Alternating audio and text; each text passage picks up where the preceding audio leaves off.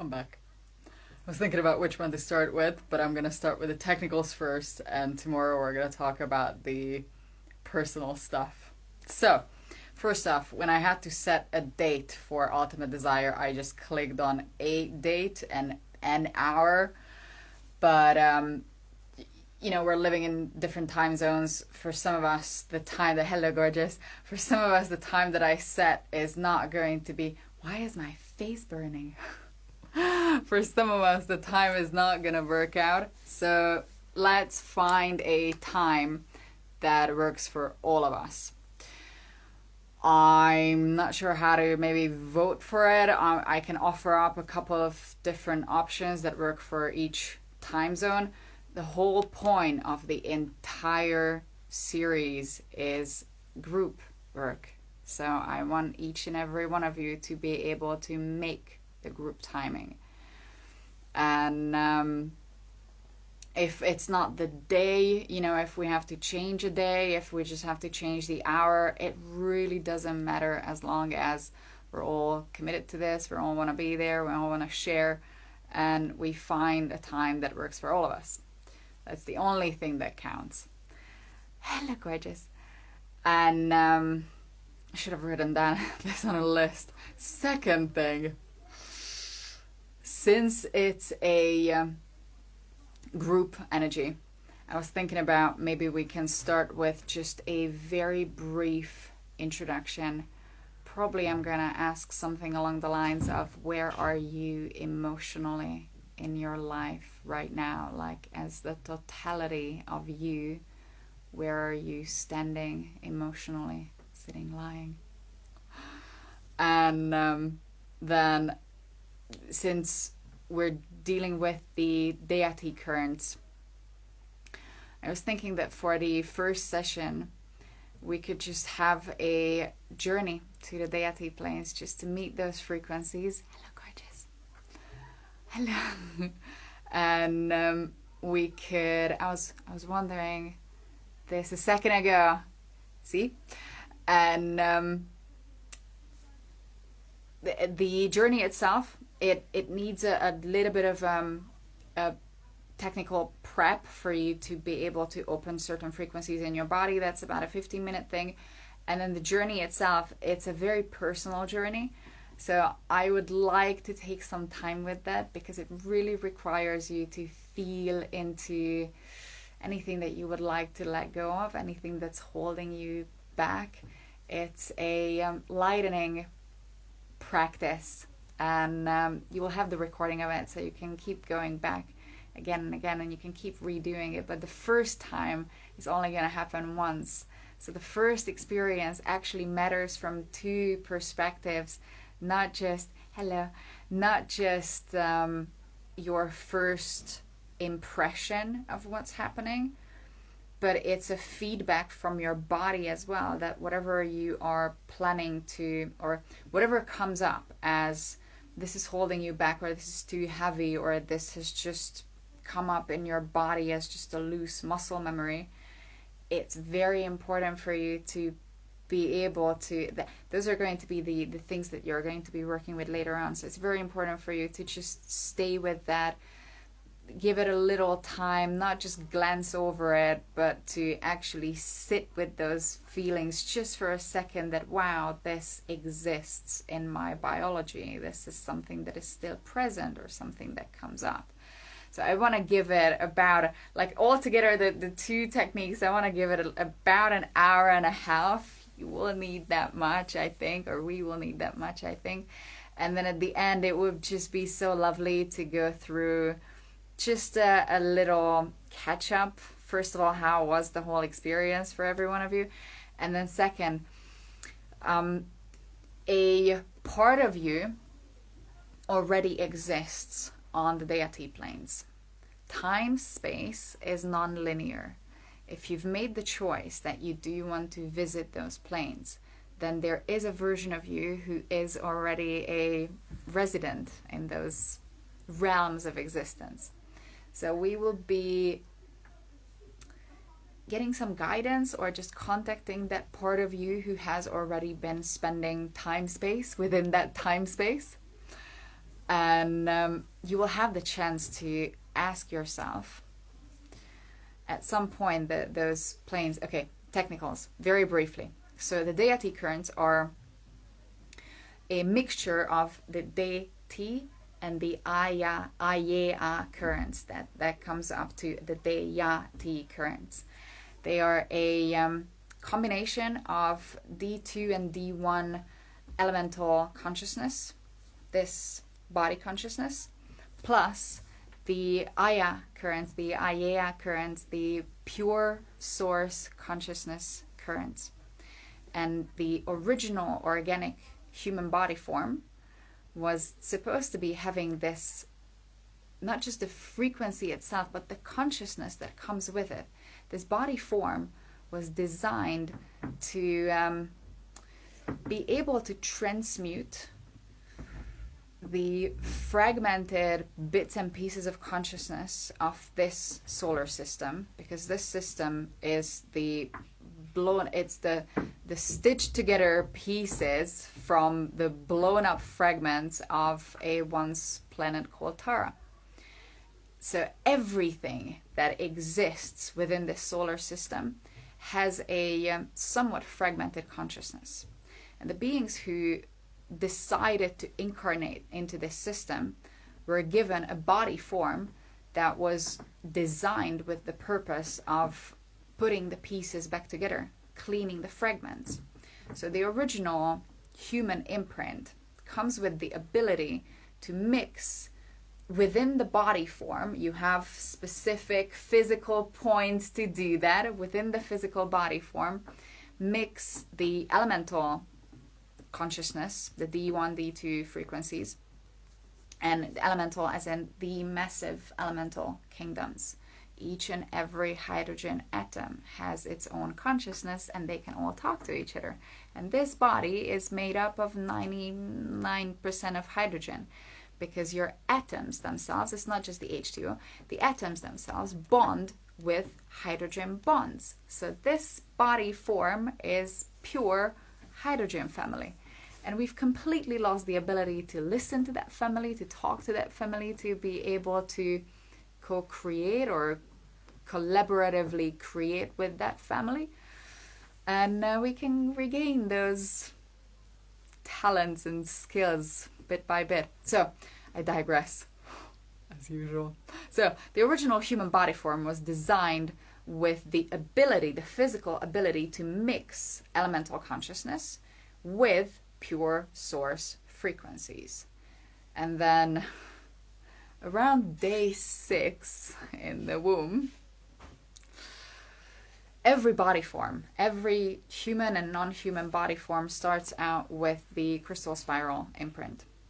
And in the human body form, around day 6, you are already so quantum depleted that the crystal spiral mathematical, geometrical program for how this body should put itself together is already hijacked and gets inverted, and then you turn out to be this 10-fingered creature who cannot just breathe air anymore and stuff like that. And when we talk, that's why I named it Sentiment Meets Source. When we talk about this stuff, it's so conceptual. And I'm personally at the point in my life when I've jammed this body with so much theoretical knowledge that I really need to be able to pull this into your body, pull this information into your body from just my D3 mental level consciousness down to the D2, D1 emotional and atomic elemental physical body level of consciousness. And the deity planes do exactly just that. They merge those two frequency bands. Now,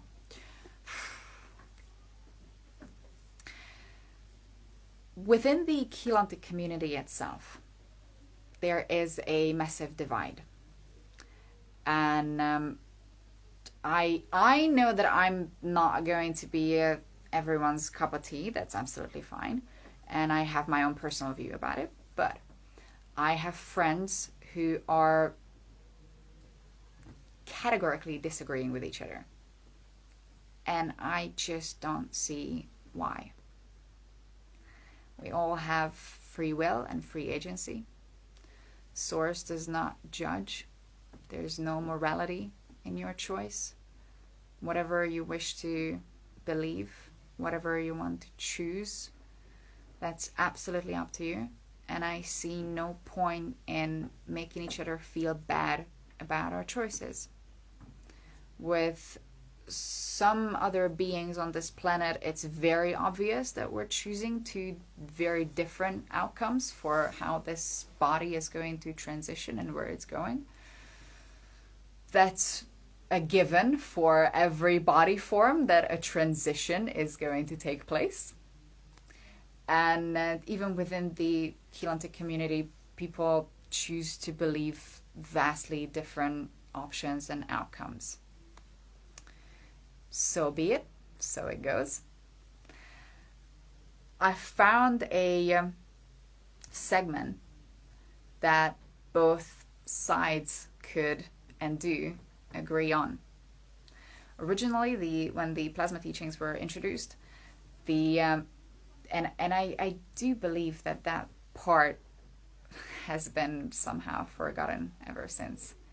And if you look at galactic history, there's been a very specific period in time when something very similar has happened to what's happening now. And it's interesting when beings are completely disregarding that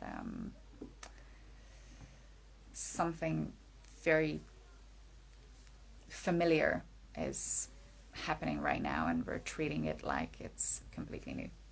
Anywho, so the Deity planes and this part of the teachings is something that both parties can and actually do agree on.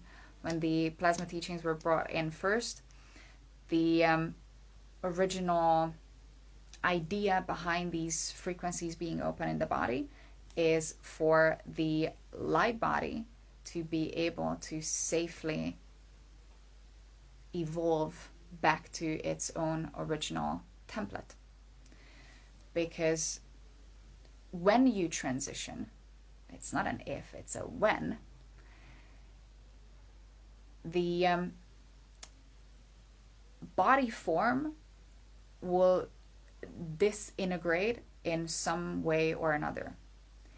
If it's a conscious disintegration, then at the next point of existence, at the next plane of existence, when you arrive and where you arrive, you will be able to consciously put this body form back together. If the body unconsciously disintegrates, then you can still enter a very conscious bardo process, or it will just be lost and fragmented bits and pieces that some other beings will inhale. But if the body unconsciously disintegrates, then parts of your self, parts of your identity will either be lost. Nothing is lost. It's just not going to be part of your conscious memory matrix anymore. You will have to go a very long way for you to be able to fully put yourself back together. Or, what was my other option? You'll have to go a very long way. Or, it's like the difference between a very vivid dream where you have full-on sensory experience versus when someone just asks you that, can you imagine that? And you're like, yeah, sure, I can imagine that. And like parts of your consciousness are able to recreate a feeling, sensation, an image, a situation, but you're not fully there. Something similar is happening at the point of transition.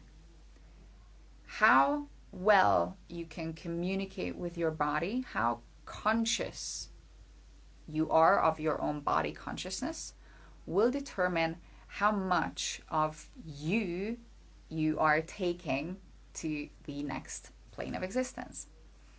So when nothing happens to this body, to your body, without you consciously doing it. Your biofield houses other frequencies and other beings, fragmented bits of consciousness.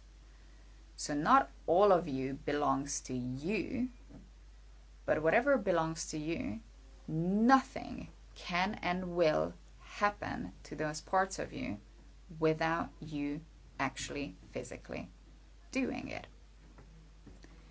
If we just put our hands up, then your body is not going to be pulled in its entirety, in its complexity. It's a choice. You can leave it behind. That's absolutely fine. But if you do wish to take this body, and I do, I mean, I've put this body through so much that it really deserves my care, my attention, my kindness.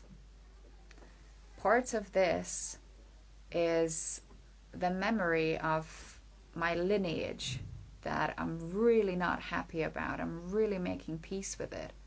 And the more we are in communication, the more I integrate a massive family of myself, a massive consciousness family. And that's a total different experience of going home. That's the expansion experience of going home versus I've just made it out.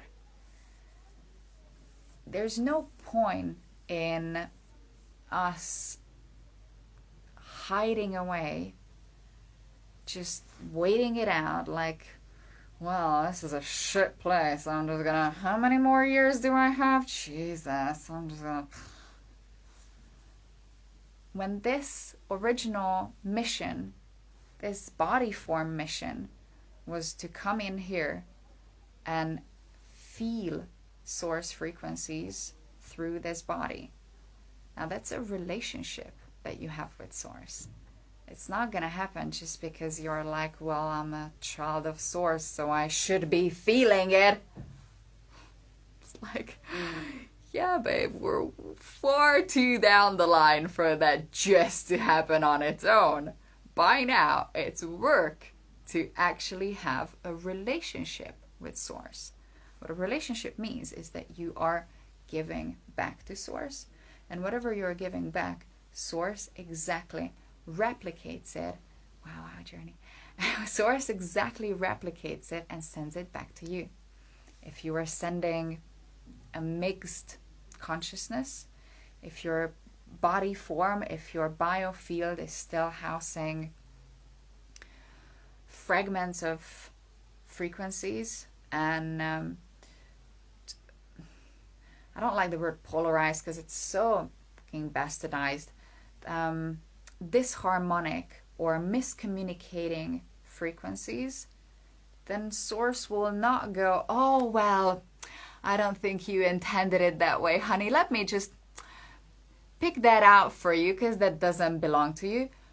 It will just take the totality of you in and will give it back to you as you wanted it to happen. Every single being has free will and free agency completely. Whatever you want to take back home to source, whatever you are sending back home to source, that's what's going to come back as your experienced reality. That will be the same case when we make the transition to the next place. If we don't like the body, if we don't believe that our thoughts are valuable, if we don't believe that some parts of us are worthy of taking, then the next plane of existence is going to reflect the state of consciousness, the level of consciousness that you are able to angle yourself towards. that you are willing to be at one with. The original design for us was to be so open that you are fully merging with not just another being, but elements, elemental consciousness. That's how we had elemental command. And those are, by now, for this body form, those are so far out concepts that if we just go, well, that was once an option, but look at all this shit now, and we get bogged down with all the stuff that's happening, then we are literally spending ourselves on beings who just want to eat us up. Instead, we could use our time, our energy, our collective energy, because that's being taken away from us or eroded very slowly. We could use our collective multiplied and exponentially expedited frequencies to train this body, to prepare it as much as we can. Maybe we'll never be able to fully take this body form, completely vaporize it at will, and with just scot-free arrive at the other place. Maybe this body form is just way too far down the line. But you can still have the experiential difference between a full-on sensory, vivid daydream and waking dream, where you just consciously drop this body form, then borrow it out properly consciously. You exactly know where you want to go. You arrive to that next place, and just from pure memory, you are able to recreate this body form. And memory doesn't just mean that this is how I looked in the mirror. It means that this is how this body was functioning inside out on an atomic, subatomic level. And that shouldn't just be some mental knowledge that you just crammed in from books and you read it in text, because you're living in this body. If you don't know how to produce chemicals, if you don't know how to get yourself out of addictive behaviors and bad moods and horrible relationships, then that just means that we've forgotten how to communicate with this body. We've forgotten how we are capable of actually working. So that's what these planes of existence are for, to remind us. Anywho, we still have a couple of days. So if you want to come and join this very first group of people, then I've started a couple of groups, and I've seen the slow erosion of involvement, interest, probably because it was, you know, when you're afraid that something is not going to be perfect and you're trying to make it perfect, then you're not going to be able to personally touch everyone, because it's going to be stripped down to the lowest common denominator, the minimum amount of energy that we can all agree on. Instead of that, this time I just want to have a group experience that keeps going on and on and on. So this first initial early bird group, I would love for us to get to know each other, get to know our special skills, our individual skills. I blurted it out before, but it's such a good phrase for it that I feel like I'm the librarian. I went through a massive amount of technological knowledge mental body knowledge. I know where stuff is, and I can point people in the right direction, that if you are interested in something very specific, here is a massive body of knowledge on that, and here's how you enter into it, physically enter into it. Anytime you want to know something, it's the same thing with merging, with the human body form merging. Anything that you would like to know, communication happens at the co-harmonic resonant frequency level. So if you know how to turn this body form to the frequency of the knowledge that you want to access, then just by direct communication, just by osmosis, that knowledge will co-resonate with you, and you will just have the cognition. What's the word for it? For it. I'm totally blanking it. Because I'm claircognizant, the cognizance for it. That's the word. My love, indeed. So, if you are coming with a very specific set of skills and you have a very personal desire to work on something, then let's investigate those very specific, very personal things. I'm happy to do it one-on-one. I'm happy to do it in a group setting. It doesn't matter for me. The point is that at some point, some semi-regular, 2-weekly, bi-weekly, today I'm losing my words by now. Bi-weekly, maybe monthly basis, we come together and we figure out what's the best way for us to evolve together. Not just your personal evolution, but there's so many techniques, tips, tricks out there. Not all of them are chelantic, and not all the non-chelantic stuff is horrible. Talk therapy still works. There's nothing bad about just humans coming together, letting all the negative stuff out, being seen, being heard, and being held without being told what to do and how to do it.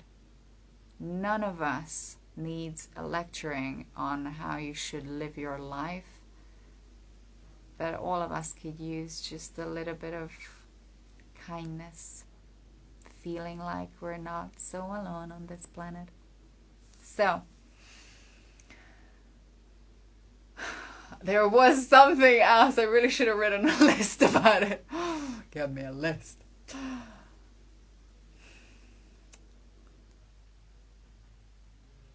Oh yeah. If once we get to a stage, that's why I want to start with where you are right now. Just figure that out for yourself and for everybody else. Where you are right now emotionally, because that's where we're going to start from. Mine, I'm going to be repeating this.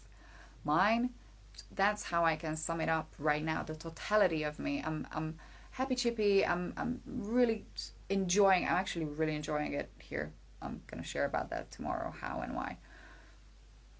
But the totality of me, how I could sum it up, is that I'm healing. That's where I'm at right now, emotionally. And it took me a lot of time to be able to admit to it that I do need to do physically something with my body consciousness, to facilitate that healing, to help that healing. And, if you're coming from an emotional place that needs some attention, then we're first going to figure it out what's the best way for all of us to give that attention to each other. So it's going to be a totally fluid experience. That's why that it's like If that specific day and time does not work for all of us, fuck the day and time. We're gonna find what works for everyone. That's the point. We're not leaving anyone behind, because nobody needs to be left behind. Some of us are choosing to stay, but hey, if you want to come, let's do it together instead. Beautiful. All right, so there was something else. So when, there you go. Fucking love you. I fucking love you too. When the group itself gets to a place, that's just me. That's how I feel about it. When the group gets to a place where we feel like that we've worked together enough, that we have a group consciousness, that we can hold space for other beings as well. I would love to open this up. That's why I'm calling it Early Bird. I would love to open this up to general public, because there's so much bullshit going out there. It's like, join this meditation, do this sound journey, and they're using frequencies, they're using beings that are actively harming others. And some people have nothing to do with the knowledge, nothing to do with the science, and does not want to do anything with it, but maybe would switch their moon circles to a meditation where we do something different, and they don't need to know how it works, why it works. The point is that they actually feel better by the end, and they won't feel shitty the next day. Maybe. So that was the original idea about it, the original intention, and okay, got it. That's what I'm going to end the whole thing with.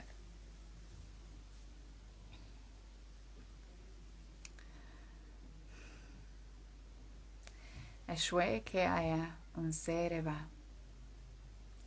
My relationship with Source comes first. I've thrown myself around on this planet so much that I've properly gotten myself to the point where just nothing really mattered anymore. And when we lose connection, when we lose touch with why we came here, what's our relationship to our Creator, what's the purpose, what's the meaning, what is something that you can safely invest in, especially emotionally, when we've had a couple bad experiences with breakups and abandonment and neglect and abuse. It takes our safety away, and when you don't have that baseline safety anymore, Trixie here, when you don't have, I'm seeing it from the corner of my eye, when you don't have that baseline safety anymore, then you don't have a foundation for your house. Everything you're trying to build on top of it will at some point be so heavy for you to be able to handle that the body, the emotional body, the mental body will give up and collapse. I did not know what a breakdown is until I came out on the other side of it and realized that, oh, that's why I could not make anything happen in my life, because I did not have the emotional musculature, I did not have the structure for it to be alive, for those frequencies to be actually running in my system. I wanted to have better this, better that, but that's not going to be bestowed upon you just because you want it. We're way past that point. Unless you consciously do it and achieve it, it's not gonna be just happening for you. So, ultimate desire comes from a I did record it there too. There's a declaration and a vow about the deity planes. It's on my YouTube. You can find it, and the Messiahanic version actually helps you to prep your body for those frequencies. The phrase ultimate desire comes from the realization that there is one source. There really is one being who's eternal, and we are existing within that source. We come from that source, we return to that source, but there's an endless, immense allowance for you to forget about all that and turn your back on it and supposedly feel like you have fallen out of grace. And once we lose touch with that very foundation of why you are here, what's your purpose in this life, what's your mission, when you don't have the memory of it anymore, when you don't have the feeling sensation of it anymore, then nothing else really ultimately matters. And on some emotional level, we understand that. That's just me, don't quote me on that, but I believe that that's where all the reversals, all the emotional, mental, physical problems are originating from. That sense of separation from source. So when we consciously build that relationship back that we've at some point consciously turned away from, then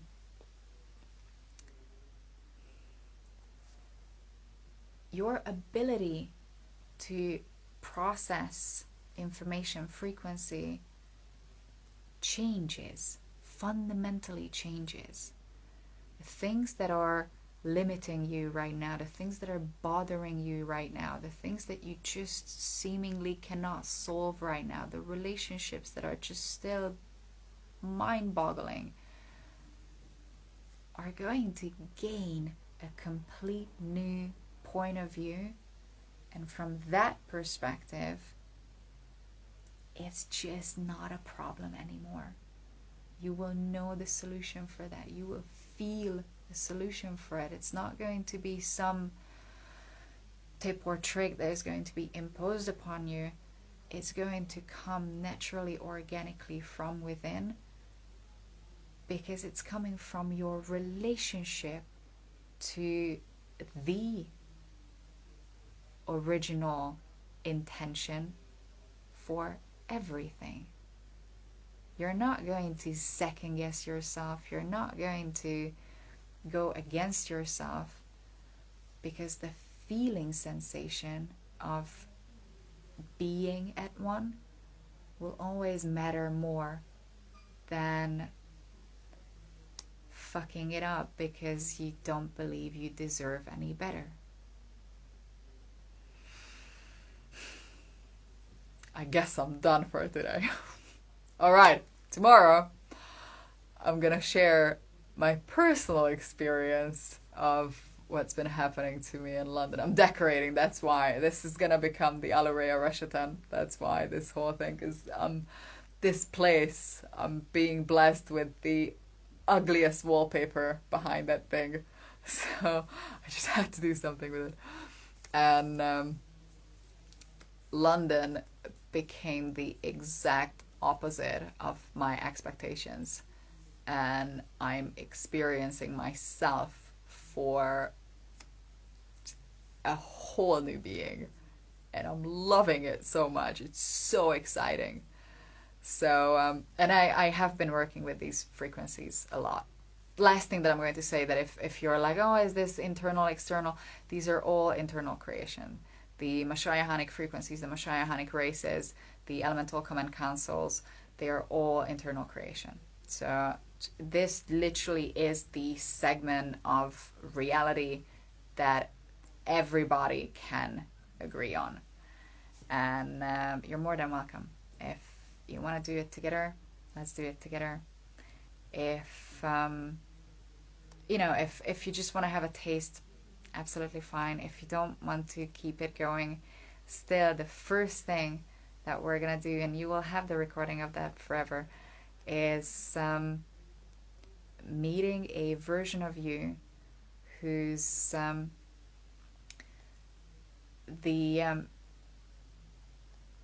potentially healthiest, most well put together, most original body form of you, this fetal pattern. That version of you exists on the deity planes. And you can start communicating with the body form. You can start healing yourself from that perspective. You can start communicating with the genetic makeup of the body form. You can start opening up consciousness frequencies with the help of that body form, as well as the beings who have chosen to live in those planes.